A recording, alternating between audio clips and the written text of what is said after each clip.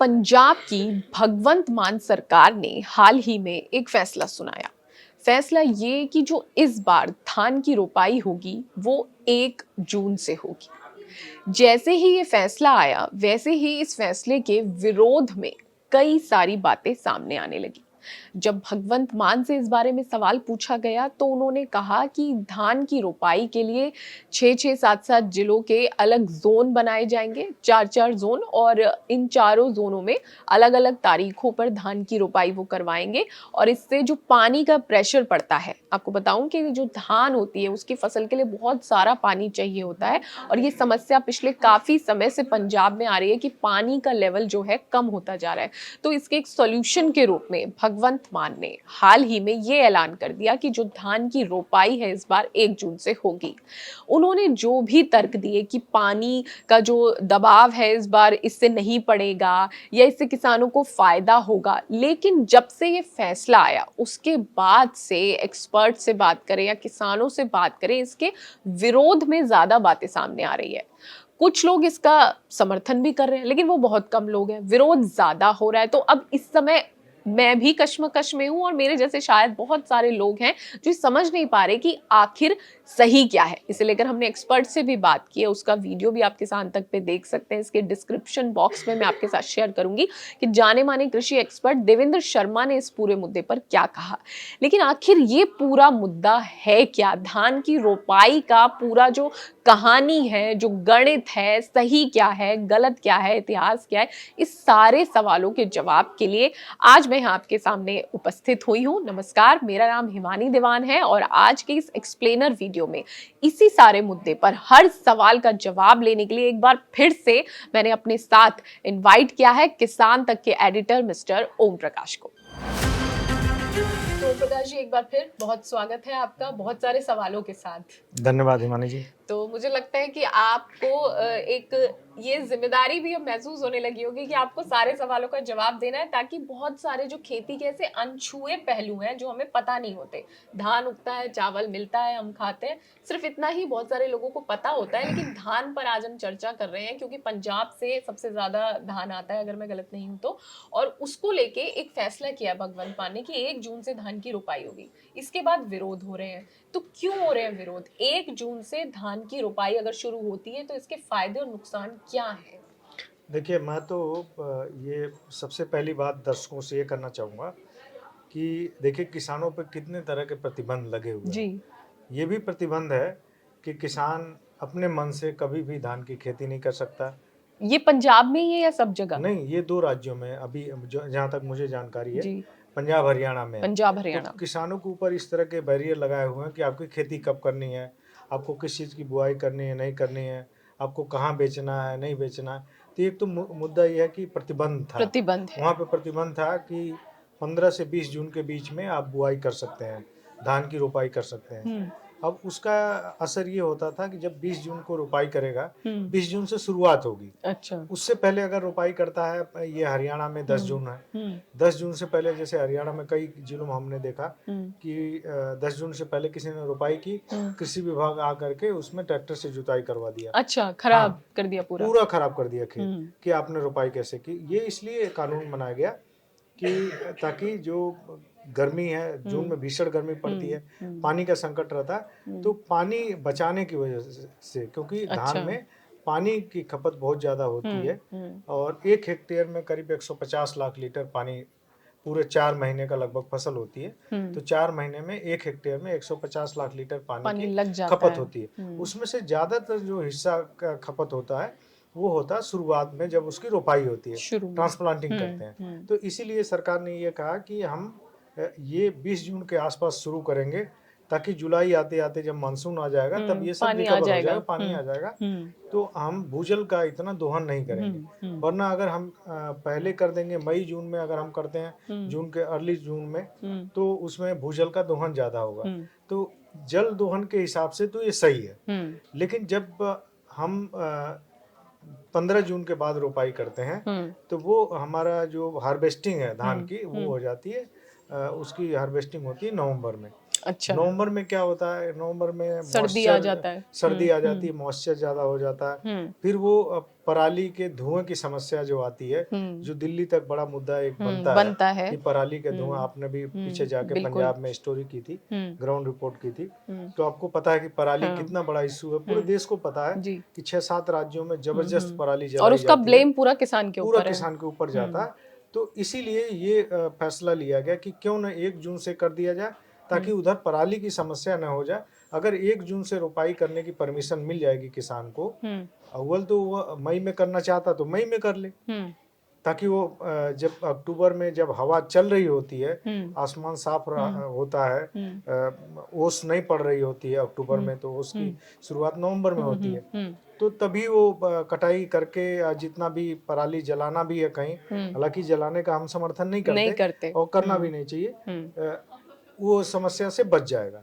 तो इसीलिए सरकार ने ये कहा कि चलो हम 1 जून से शुरुआत करते हैं और ये देखते हैं कि अगर अक्टूबर तक हार्वेस्टिंग खत्म हो जाती है तो पराली का जो प्रॉब्लम है वो कम हो जाएगी। अच्छा, तो आपने ये बताया कि अभी तक ये पॉइंट अभी सामने आया नहीं है। वैसे जितने भी मैंने कमेंट्स पढ़े हैं, एक्सपर्ट से बात की, उनका ये कहना है कि ये जो धान 1 जून से लगेगा, इसमें जो भूमि जल दोहन वो ज्यादा होगा, लेकिन आपने एक पॉइंट रखा कि इससे पराली की समस्या से निजात मिलेगी। हाँ। तो ये मैं मान लिया जाए कि 1 जून से अगर धान की रुपाई होगी पंजाब में तो पराली की प्रॉब्लम, दिल्ली की चीफ मिनिस्टर ने भी कहा कि अब हम आ गए हैं तो पराली की समस्या नहीं होगी।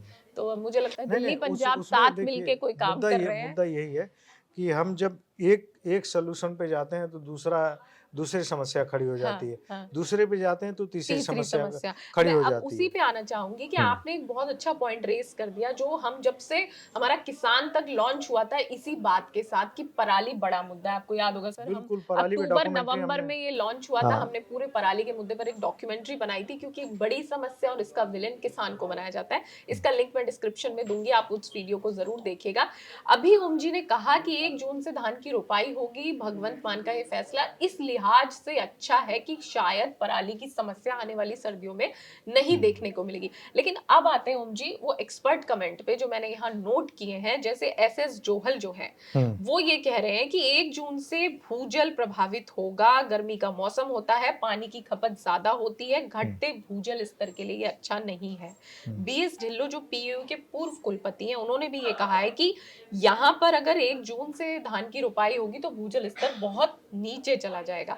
और एक बहुत अच्छा कमेंट राजेंद्र सिंह का है, कीर्ति किसान यूनियन से जुड़े हुए नेता हैं, किसान नेता। इन्होंने कहा है कि 1 जून की तारीख गलत नहीं है, लेकिन असली मुद्दा ये है कि क्या पंजाब में धान होना चाहिए इस समय। तो इन सारी कमेंट्स पे आप क्या कहेंगे? इवन देवेंद्र शर्मा जी ने भी ये कहा था कि जो भूजल स्तर है पंजाब का एक बड़ा मुद्दा है, इसे देखते हुए इस बात पर डिबेट होनी चाहिए, सीधे कोई फैसला नहीं थोपा जा सकता कि 1 जून से रोपाई से सोल्यूशन निकल जाएगा। देखिए, पहली बात तो मैं ये कहूँगा, ये सारे हमारे वरिष्ठ लोग हैं, हमने सीखा, इन सबसे सीखा, सब कृषि अर्थशास्त्री हैं, सबका सम्मान है। लेकिन एक चीज जरूर मैं कहना चाहूंगा कि किसान के ऊपर प्रतिबंध क्यों? पानी का दोहन क्या सिर्फ किसान कर रहा? है ना? पानी का दोहन क्या उद्योग नहीं कर रहे? क्या पर्यावरण, अब जब पानी की बात आती है तो हमने प्रतिबंध लगा दिया कि 20 जून से पहले, 15 जून से पहले वो रोपाई न करे। क्या ऐसा प्रतिबंध किसी इंडस्ट्री पे हमने लगाया है? किसी भी इंडस्ट्री पे कि पानी का दोहन न करे? क्या ऐसा प्रतिबंध हमने लगाया जैसे पराली जलाने पे? अगर पानी की समस्या को आप एड्रेस करेंगे तो पराली की समस्या आएगी, पराली को एड्रेस करेंगे, उसका समाधान चाहेंगे तो पानी की समस्या आएगी। मुद्दा ये है कि सिर्फ किसान क्यों पीसा जाए? आप जब पराली जलती है तो उस पे दोष देते हैं। अगर देखिए, ये पूरा साइकिल है। अगर वो नवंबर में कटाई कर रहा हार्वेस्टिंग नवंबर में कर रहा, तो उसको मुश्किल से 20 दिन का वक्त मिलता है गेहूं की बुआई के लिए। गेहूं की बुआई लेट हो गई, फरवरी में, आपके फरवरी लास्ट में हीट वेव चलने लगती है, फिर गेहूं की फसल प्रभावित होती है। तो किसान क्या करे? किसान को क्यों इतने बैरियर में आपने बांध रखा है? पानी की समस्या का समाधान सिर्फ किसान के कंधे पे क्यों है? अच्छा, क्या और लोग इसके पानी नहीं पीते? और लोग पानी का दोहन नहीं करते? भूजल का दोहन सिर्फ किसान कर रहा, या प्रदूषण सिर्फ किसान फैला रहा? आप देखिए, प्रदूषण 15 दिन के लिए पराली जला भी लिया किसान ने, तो आपने उस पर पर्यावरण का वो इम्पोज करते हैं। फैक्ट्रियों का धुआं, इवन आप देखिए कि जो हम व्हीकल्स का धुआं है, व्हीकल का धुआं है, तमाम कई बार हो चुका है, इस पे डिबेट हो चुकी है कि जैसे दिल्ली में हमने डॉक्यूमेंट्री में भी यही बताया कि दिल्ली की अपने घर की खेती है, प्रदूषण, और उसके लिए किसान को विलन बना दिया गया। लेकिन मैं एक सवाल पूछता हूँ कि आप देखिए तमाम नदियों को गंदा कर दिया गया, दिल्ली में जो यमुना जी को गंदा कर दिया गया, उस कचरा बना दिया गया उसके पानी को, उस पानी को क्या किसान ने आके गंदा किया? क्या कभी यमुना को गंदा करने वालों पे सवाल उठा है? क्या कभी यमुना में जो गंदे नाले का पानी गिराने वालों पे क्या कभी एक्शन हुआ है? क्या उनको जेल में डाला गया है? किसान को पकड़ पकड़ के जेल में डाला गया तो किसान क्यों इतना सॉफ्ट कॉर्नर है कि हर चीज के लिए किसान को आप विलन बनाइए, बाकी सारे लोग मुक्त हो जाते हैं। आप देखिए कोविड काल में हम लोगों ने देखा था कि तमाम नदियां साफ हो गई थी अपने आप, क्योंकि नाले बंद थे, इंडस्ट्री बंद थे, तो क्या कम हो गया था, एक्यूआई एकदम कम हो गया था, एक्यूआई ठीक हो गया था, नदियां का पानी काफी साफ हो गया था। तो बात जब पर्यावरण प्रदूषण की होगी तो हर तरह के प्रदूषण की होगी, सिर्फ ये नहीं कि 15 दिन उसने पराली जला ली तो आपकी चिंता बढ़ गई, बाकी नदियां गंदी हैं उन पे कोई चिंता नहीं है आपकी हो रही है, नदियां खत्म हो गई हैं सूख सूख के, उस पर कोई चिंता नहीं है। यही गुरुग्राम है, गुरुग्राम में एक नदी हुआ करती थी, साहिबी नदी। साहिबी नदी, अब नई पीढ़ी को किसी से पूछिए साहिबी नदी, उसको पता ही नहीं है। साहिबी नदी के पूरे कैचमेंट एरिया में, पूरे नदी का जो एरिया था उसमें सब बिल्डरों ने कब्जा करके मकान बना लिया। क्या कभी इस पे बात हुई कि वो भी पर्यावरण का हिस्सा है, कि हमारी नदी को पूरा खा गए गुड़गांव के लोग, बिल्डरों ने, सरकारों ने पूरा तहस नहस कर दिया। सिर्फ किसान इतना सॉफ्ट कॉर्नर क्यों है? ये एक बड़ा सवाल ओम जी आपने उठाया, और इस पर हम जितनी भी बातें करें मुझे लगता है कम होगी, लेकिन एक समय की सीमा और जो टॉपिक की बाध्यता है वो मुझे फिर एक बार धान की जो रोपाई की साइकिल है पंजाब में उस पर ले जा रही है। तो कुछ फैक्ट मैंने नोट किए हैं हिस्ट्री से कि जो 1985 में अगर जाके देखें तो चावल की बुआई का समय जुलाई का पहला पखवाड़ा होता था, फिर इसे बदल के 10 जून कर दिया गया, फिर 2015 से 17 तक ये अनाउंस हुआ कि 10 जून से 15 जून तक आप बुआई करें, फिर 2018 में अनाउंस कर दिया कि 20 जून से करें, और अब जो लेटेस्ट है कि 1 जून से करें। तो क्या ये 10, 15 और ये 20 दिन का गैप यही सब कुछ है जिससे बदला जा सकता है? मतलब मुझे समझ नहीं आ रहा कि जुलाई का पहला पखवाड़ा 1985 और अब बिल्कुल जून का स्टार्ट, एक महीने का पड़ रहा है। पराली हमें समझ में आया कि 1 जून से करेगा तो पराली नहीं होगी, लेट करेगा तो पानी पे कम फर्क पड़ेगा, और फिर लेकिन पराली की समस्या होगी। तो ये जो डेट्स, मार्लिन मुर्नो की ड्रेस देखी है ना, उसी तरह की प्रॉब्लम है क्या एक तरफ वो उठी रहेगी हमेशा, एक समस्या तो रहेगी। ये तो उसके भी कई फैक्ट्स हैं, हालांकि मर्लिन मुनरो पे अभी नहीं जाते हैं, इस पे रहते हैं, उसी तरह की प्रॉब्लम समस्या ये वही है। तो लेकिन 85 में वक्त, माहौल, परिस्थितियां अलग थी कि जुलाई कर दिया गया। मतलब क्या आप कहेंगे इस पूरे ग्राफ को लेके? एक बात तो ये फैक्ट है कि किसान है जो धान उगा रहा है, हम उसका चावल खा रहे हैं, लेकिन वो मतलब बाध्य है, एक कानून बना हुआ है, सरकार अनाउंस करेगी कि तुम्हें कब क्या करना है, और फिर उसके हिस्से ही ये दोष आएगा कि पानी इसने खत्म कर दिया पंजाब का और पराली पंजाब में किसान जला रहा है।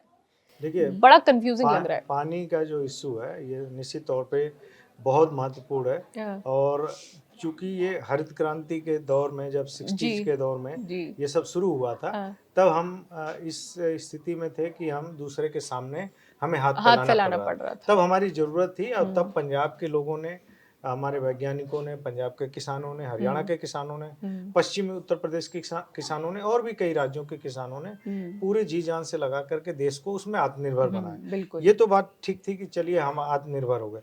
उसके बाद जो बदलाव करना चाहिए था उसमें न तो हमारे वैज्ञानिकों ने कोई, जो हमारे थिंक टैंक थे, जब तब योजना आयोग था, न तो उन्होंने कोई इस पे कोई एक्शन लिया, कोई नीति नहीं बनाई, और न तो हमारे वैज्ञानिकों ने सोचा। आज देखिए, आज स्थिति ये हो गई है कि पंजाब का ज्यादातर जो चावल है वो FCI खरीद लेता है या एक्सपोर्ट हो जाता है। तो हमें अपने खाने भर का चावल पैदा करना चाहिए, मेरी जो अपनी राय है, क्योंकि पानी बहुत इंपॉर्टेंट है। पानी नहीं है जिन देशों में पानी नहीं है, जिन देशों की बात छोड़ दीजिए, जिन राज्यों में पानी नहीं, इवन पुणे जैसा शहर, उसमें पानी का क्राइसिस है, 0 डे पे पहुंच चुका है, जहाँ पे सॉरी बंगलोर की बात कर रहे हैं हम, तो बंगलोर में 0 डे पे बंगलोर उसके कगार पे है कि बाहर से सारा पानी सप्लाई हो रहा है। हमने लातूर की समस्या देखी, महाराष्ट्र के कई जिलों में हमने देखा कि पानी की समस्या पानी जो है ट्रेन से सप्लाई हो रहा है गर्मियों में। तो पानी महत्वपूर्ण है। हमें ये प्लान करना चाहिए था कि देखिए अब हम आत्मनिर्भर हो गए, अब हम अपने खाने भर का हम चावल पैदा करेंगे, गेहूं पैदा करेंगे, बाकी हम दूसरी फसलों पे ध्यान देंगे।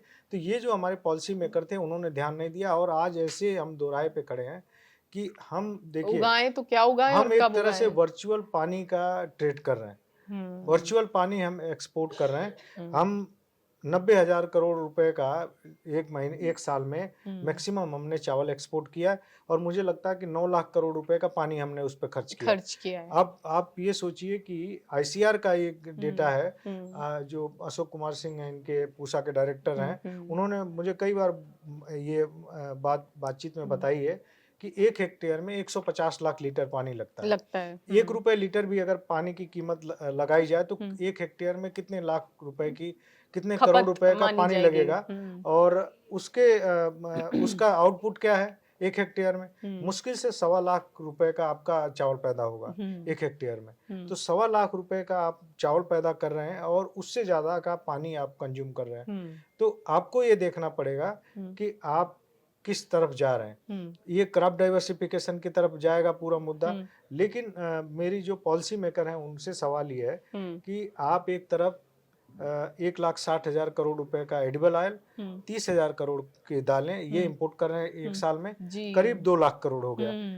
मतलब जो लेस पानी की खपत करने वाली फसलें हैं वो है दलहन तिलहन, उसे हम इंपोर्ट कर रहे हैं। जो ज्यादा पानी खपत करने वाला गेहूं है, चावल है, उसे हम एक्सपोर्ट कर रहे हैं। गेहूं के एक्सपोर्ट पे तभी बैन लगा, लेकिन चावल का एक्सपोर्ट खुला है, तो चावल हम एक्सपोर्ट कर रहे हैं। तो ये जो माइंडसेट है ये बदलना पड़ेगा, और हमें देखना पड़ेगा कि क्यों कई सारे चीन जैसे देश, फिलीपींस जैसा देश क्यों हमसे चावल ले रहे हैं। क्या वो मूर्ख है?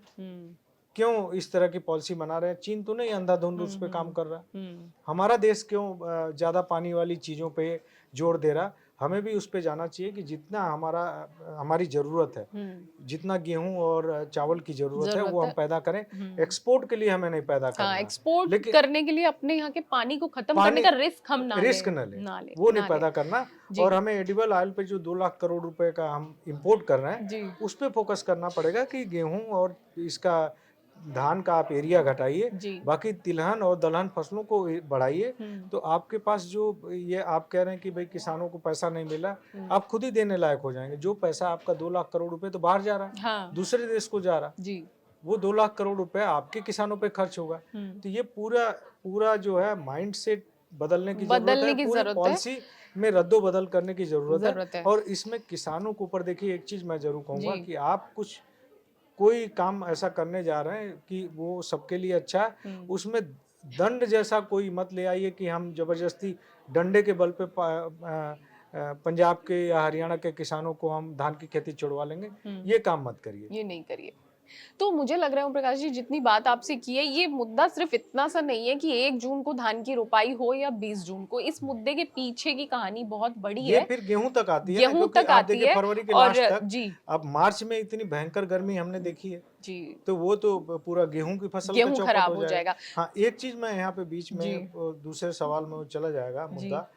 एक चीज जरूर मैं कहूंगा कि पानी के बचत के लिए जो हरियाणा सरकार ने किया, मनोहर लाल जब यहाँ के सीएम थे, तो बहुत सारे मुद्दों पे मैं उनसे नहीं राजी रहता हूँ, लेकिन जो उन्होंने एक स्कीम चलाई, मेरा पानी मेरी विरासत, कि हम सिर्फ खुद के लिए ना देखें, भावी पीढ़ियों के लिए पानी छोड़ जाएं, अपने जो आने वाली पीढ़ियां उनके लिए पानी छोड़ जाएं, कि वो कैसे जीवित रहेंगे, वो कैसे खेती करेंगे। तो उन्होंने एक स्कीम चलाई, मेरा पानी मेरी विरासत। इसमें क्या था कि अगर धान की खेती हम छोड़ते हैं, कोई भी किसान छोड़ता है, तो 7,000 रुपए उस पे देंगे। ये था। अभी उसको नायब सिंह सैनी ने बढ़ा करके 8,000 कर दिया।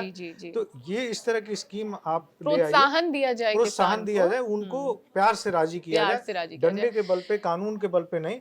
अगर ये समझिए कि अगर 1 लाख हेक्टेयर या 2 लाख हेक्टेयर भी एरिया पानी इसका कम होता है तो ये बहुत बड़ी बात होगी कि हमने उनका दिल जीता और उन्होंने इस चीज को माना कि हमें आने वाली पीढ़ियों के लिए पानी भी बचाना है और अपना जो एक इनकम रेशियो है वो भी एकदम से धान से किसी और फसल पे आएंगे तो उनका घट जाएगा, तो उसके लिए प्रति एकड़ आपको मिल रहा है, तो आपको वो भी एक भरपाई हो रही है कि ठीक है मुझे सपोर्ट किया जा रहा है तो मैं भी आपके सपोर्ट के लिए, आने वाली पीढ़ियों के सपोर्ट के लिए कुछ करूंगा। तो धान की रोपाई की हमने बात की, मैं चलते चलते इससे पहले के इस वीडियो को इसमें हिमानी जी इस स्कीम को पंजाब सरकार ने भी अडॉप्ट कर लिया। अच्छा। 7,000 वाली स्कीम को उन्होंने भी देर से किया पर इस स्कीम को अडॉप्ट किया है। और मुझे लगता है कि जहां जहां भी जैसे पश्चिमी उत्तर प्रदेश में साठा धान पे बैन लगाया गया है, तो सब जगह जहां जहां ये पानी की क्राइसिस है, धान की वजह से क्राइसिस है या किसी और फसल की वजह से क्राइसिस है, उस फसल को अगर आप छुड़वाना चाहते हैं तो आपको किसानों को कंपनसेट करना होगा। जी, कॉम्पनसेट करना होगा। तो अब अगर इस वीडियो को समराइज करें, एक सवाल ये था कि 1 जून को धान की रोपाई करना कितना सही कितना गलत। तो सही का फैक्ट ये है कि पराली की समस्या से शायद निजात मिल जाएगी, लेकिन वो सवाल जो दूसरा है वो अभी भी यहाँ खड़ा हुआ है कि अगर 1 जून से रोपाई होती है तो पंजाब में जो एक वाटर क्राइसिस डेवलप हो रहा है उसको और शय मिलेगी और वो और खतरनाक स्तर पर जाएगा। और मुझे लगता है कि जब मैं ये सवाल आपके सामने छोड़ रही हूँ तो ये बात यहाँ नहीं खत्म होगी। इसका एक सेकंड पार्ट हम आपके सामने लाएंगे जिसमें बात करेंगे पंजाब में घटते पानी के स्तर की। अब उसकी वजह धान है, गेहूं है या वो हरित क्रांति जिसने हमें इतना सबल बनाया कि हमने खुद उगाकर अपने देश में खाना शुरू किया। आप बने रहिए किसान तक के साथ। अगर ये वीडियो आपको पसंद आया है तो इसे लाइक जरूर करें। अगर चैनल अभी तक सब्सक्राइब नहीं किया है तो कर लें और नोटिफिकेशन पाने के लिए बेल आइकन भी दबा दें।